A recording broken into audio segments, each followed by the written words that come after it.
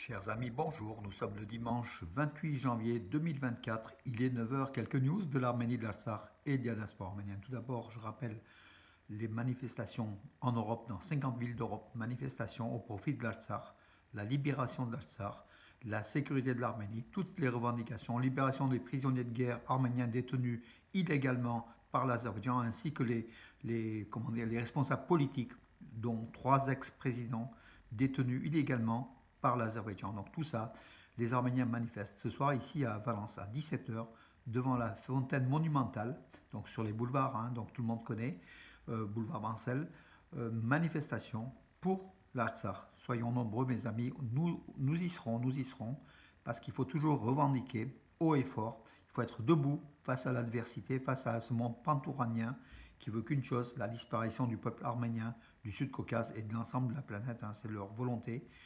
On dira non, la résilience c'est ça. Les Arméniens luttent, luttent et lutteront jusqu'au bout. On est debout mes amis, soyons nombreux, tout simplement. Je reviens encore une nouvelle fois. Donc hier je vous l'avais présenté ce superbe album qui vient de sortir, qui est sorti mercredi ou jeudi, mercredi. Voilà, donc Manouchian, Misak Manouchian, une vie héroïque. Donc voilà, avant son entrée au Panthéon, le 21 février prochain. Une nouvelle fois, donc je vous avais présenté des pages de ce livre, de BD en fait. Ce qui est intéressant, mes amis, on voit Paris des années, comment dirais-je, 20, 30, les manifestations, et puis des affiches de films à côté. Donc de l'époque, c'est hyper bien fait. Donc avec à la fin enfin je vous ai présenté une partie donc hier de superbes dessins. On se régale en fait. Donc c'est très bien dessiné. Et puis à la fin, il y a une vingtaine de pages sur Manouchian. Donc regardez, il y a quand même quelque chose d'assez exceptionnel. Un document qui a été trouvé sous peu par Serge Klarsfeld, pardon, l'exécution au Mont Valérien de Manouchian. Donc, ce sont des photos prises par un Allemand, par un soldat allemand, un aumônier, je crois, ou un soldat allemand, non, un soldat, et qui a, donc, a priori, il y a Manouchian, donc, lors de l'exécution, c'est assez rare comme document. Donc, c'est un livre de 100-120 pages, donc il faut le prendre, il faut le lire, mes amis, tant pour la BD en fait, qui s'adresse et que pour les lettres de Manouchian. Il y a tout un explicatif quand même qui est important. Regardez ça, ces images de train, comme c'est magnifique, voilà. Et puis Paris des années 20, des années 30, des années 40, c'est aussi un peu de nostalgie. Voilà. L'un des auteurs de ce livre, c'est Didier Dedenix, voilà, donc, qui a publié aussi ça. Donc ça, c'était en folio qui est sorti il y a déjà quelques années. Il y a à peu près une vingtaine d'ouvrages sur Manouchian qui sont déjà sortis. Non, pardon, il y a une douzaine d'ouvrages qui sont déjà sortis. Au total, on aura des dizaines et des dizaines d'ouvrages qui seront sortis aussi, donc voilà, sur Manouchian. Et justement de cette BD qui va être présentée au mois de mars au Centre du patrimoine arménien. Donc soyez aussi nombreux. Voilà mes amis pour les annonces. Et puis donc la communauté arménienne de Marseille est endeuillée donc aussi. Donc voilà, donc nous avons appris la disparition d'une personne qui a beaucoup œuvré pour la communauté arménienne de Marseille et des Arméniens en général. C'est Ani Ovsepian, qui était à l'école Apovian Vajadan, il était au centre culturel Mestrop Majdoz, il était à l'église, elle était partout. Donc toutes nos condoléances à ses proches. Nous on l'a connu, durant 10 ans quand j'étais à Marseille. Je travaillais à Marseille tout simplement, donc on l'a connu, avec comment dirais-je, le restaurant arménien, donc tenu avec aussi mon autre ami, donc le Isaac Akayan, le restaurant arménien à Marseille, à quelques pas du Vieux-Port en fait, sur le Vieux-Port pratiquement. Voilà, elle faisait comment dire, de la cuisine extraordinaire. Puis elle était comment dirais-je, elle était à fond pour l'Arménie. Voilà un élément, encore une fois, incontournable de la communauté arménienne, de France, qui disparaît, donc Annie Ovsepian. Voilà, on se souviendra d'elle durant tout le temps d'ailleurs, tout simplement. Voilà, mes amis, pour cela. Alors, les nouvelles. Donc, l'ambassadeur de France en Arménie, Olivier de Cotigny, il a rendu hommage au monument donc dédié à la Shoah. Donc hier, c'était la libération d'Auschwitz. Olivier de Cotigny a mis un posté, donc une image où il est devant le mémorial de la Shoah à Yerevan, donc le 27 avril, jour du 79e anniversaire de la libération d'Auschwitz. J'ai rendu hommage à la mémoire des victimes de l'Holocauste à Yerevan. au monument qui relie la mémoire des victimes de l'Holocauste avec la mémoire des victimes du génocide arménien. Il a bien fait de rappeler aussi le génocide des Arméniens, tout simplement parce qu'Israël n'a toujours pas reconnu le génocide des Arméniens. Or, à Yerevan, il y a le mémorial de la Shoah qu'on respecte tout simplement parce que ça fait partie de la dignité humaine, le respect des morts, le respect des disparus, et dire plus jamais ça. Mais pour dire plus jamais ça, il faut que les États reconnaissent. Et l'État d'Israël n'a toujours pas reconnu le génocide des Arméniens, ce qui peut, comment dirais-je, ça surprend tout le monde, mais c'est une réalité, mes amis. Il faut diffuser cela jusqu'à ce qu'un jour Israël reconnaisse le génocide. C'est une question d'honneur et de dignité pour l'État d'Israël, tout simplement. Hein, voilà. Et puis pour le peuple arménien aussi un droit à la mémoire, au respect de la mémoire, que la Turquie ne reconnaisse pas génocidaire, donc la Turquie et l'Azerbaïdjan, deux peuples, deux États génocidaires, qui ne reconnaissent pas, que le Pakistan ne reconnaisse pas le génocide des Arméniens, ça paraît un peu logique du moment où ils sont négationnistes, mais qu'un État démocratique comme Israël qui ne reconnaisse pas le génocide des Arméniens, c'est tout simplement atterrant et honteux, honte à Israël.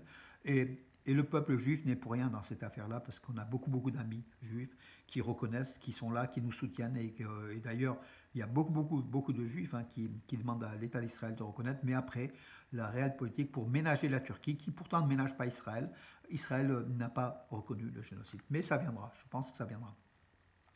Alors mes amis, avant d'oublier, donc ce soir donc à 20h40, la chaîne Toute l'Histoire, je vous donne les numéros hein, en fait, où suivre cette chaîne hein, sur une dizaine je pense, par satellite. Hein, et puis pour ceux qui sont abonnés à Free, Orange, enfin tout, voilà. Vous pouvez suivre donc la chaîne Toute l'Histoire ce soir à 20h40. Les résistants de l'affiche rouge, donc un documentaire inédit, hein, inédit à ce jour, qui dure 55 minutes, voilà, sur le résistant arménien, mort pour la France, Misak Manouchian, le héros du groupe Manouchian, donc à travers l'affiche rouge du groupe Manouchian. C'est un documentaire très intéressant, voilà, donc à suivre, qui a été réalisé par Elisabeth Van Zyl Langout en 2023. Donc voilà, c'est un documentaire récent. Voilà, sous l'occupation, les résistants étrangers, dont Misak Émilien Manouchian, œuvrent dans l'ombre tout en étant traqués par la police française. Voilà. Nous, on suivra sur Free, donc tout est indiqué à Free, c'est canal 206, voilà, Orange c'est canal 121, enfin vous avez tout le Bouygues, c'est 128, tout est indiqué sur ma page Facebook ou sur Arménews, bien sûr, mon journal, enfin là où j'écris de préférence, hein, toutes les infos d'Arménie, vous avez sur armenews.com qui est aujourd'hui le premier site de l'information arménienne en Europe occidentale avec 200 000 visites par mois, 200 000 visites différentes, hein, des IP d'ordinateurs ou de portables différents. Voilà, tout simplement, il faut y aller, mes amis, sans modération. La prochaine réunion des commissions de libération, de libération des frontières pas de libération, plutôt de démarcation des frontières entre l'Arménie et l'Azerbaïdjan aura lieu dans les prochains jours, affirme Ceyhun Bayramov. Bon, là, on a appris aussi que ça sera donc dans quelques jours en fait. Hein. Voilà, il y aura une commission le 30 novembre. Pardon, la dernière c'était le 30 novembre.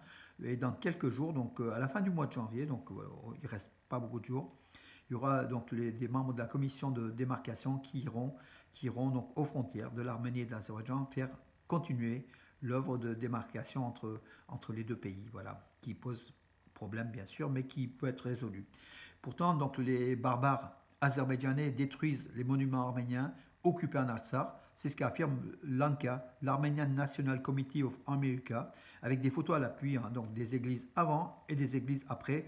Les plus poignantes sont l'église, bien sûr, sous Kazanchetsotz de Chouchi, la cathédrale de Chouchi, qui a été défigurée tout simplement. Hein, donc la croix enlevée, sa forme de l'église arménienne a été détruite au profit d'une autre forme, donc tout simplement pour faire oublier le passé arménien, les constructions arméniennes de ces églises. Il y en a eu d'autres. Hein.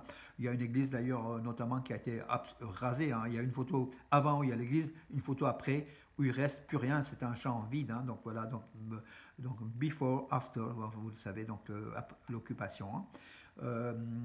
À suivre et puis surtout à crier haut et fort cette destruction du patrimoine arménien de l'Artsakh.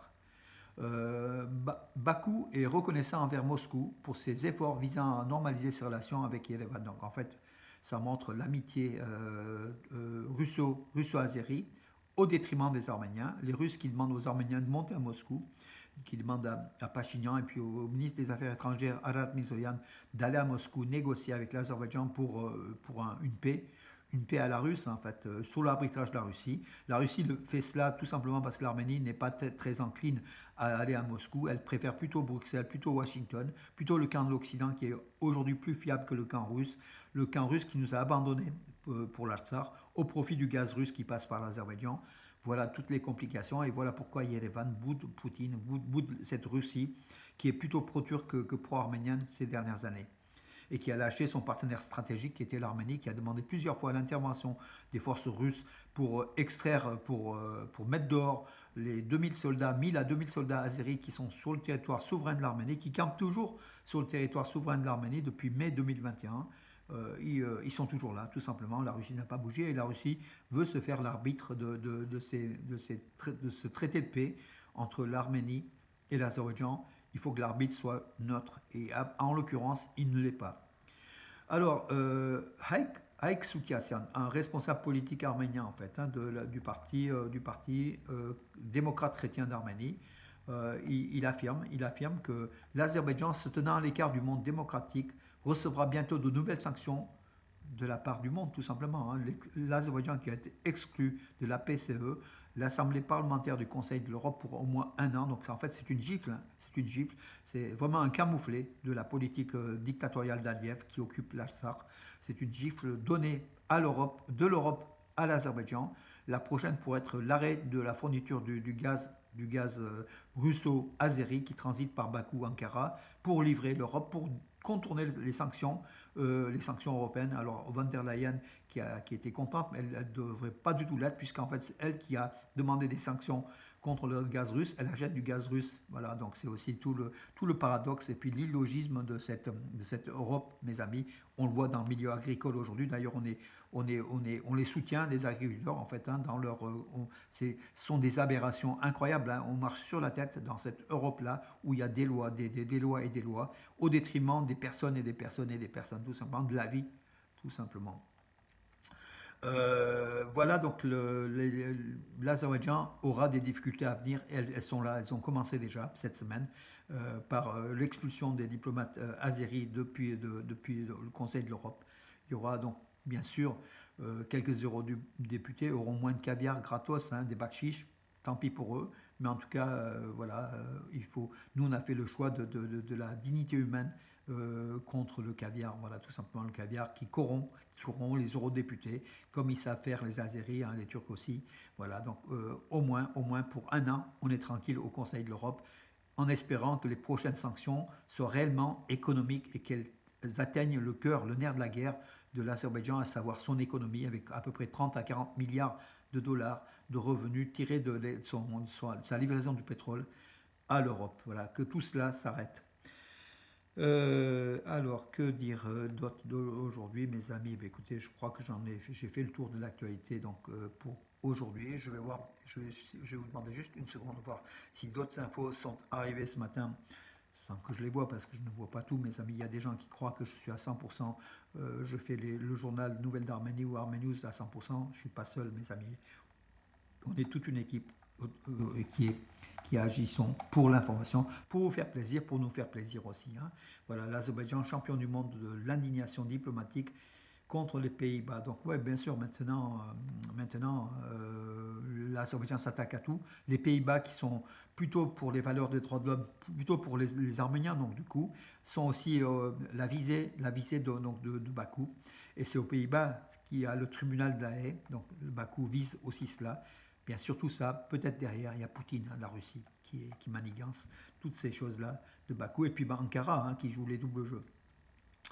Le ministre des Arméniens des Affaires étrangères à nouveau invité pour des discussions avec l'Azerbaïdjan, qui est invité donc à Moscou. Je ne sais pas s'il ira, en tout cas, voilà, tension persistante entre l'Azerbaïdjan et l'Arménie sur la question des champs de mines. Ça, je vous en avais parlé, donc l'Arménie a livré des 8 nouvelles cartes de champs de mines à l'Azerbaïdjan. L'Azerbaïdjan fait la fine bouche en disant que c'est des cartes non précises. On ne peut pas faire mieux, mais voilà. Donc, en contrepartie, l'Azerbaïdjan ne fait rien en fait, hein. Il y a les 20 livres à Bakou des cartes. En contrepartie, on n'obtient rien du tout, rien du tout. Et même les accords de paix, Bakou fait traîner pour faire miroiter un petit peu, pour récupérer le maximum de gains politiques et puis économiques et tout le reste sur l'Arménie, avec une préparation peut-être d'une attaque sur l'Arménie. Mais heureusement, l'Europe veille malgré tout, malgré les communiqués, c'est beaucoup plus fort que les communiqués. Les sanctions qui commencent à venir vont montrer et démontrer à l'Azerbaïdjan que l'Europe ne se laissera pas faire cette fois-ci. Voilà, tout simplement. Voilà. En espérant, mes amis, que vous puissiez passer un bon dimanche, et tous ceux qui manifestent pour l'Artsakh aujourd'hui, bravo à eux, continuons le combat. Pour nous, 17h, Fontaine Monumentale à Valence, mes amis. Bonne journée et à demain.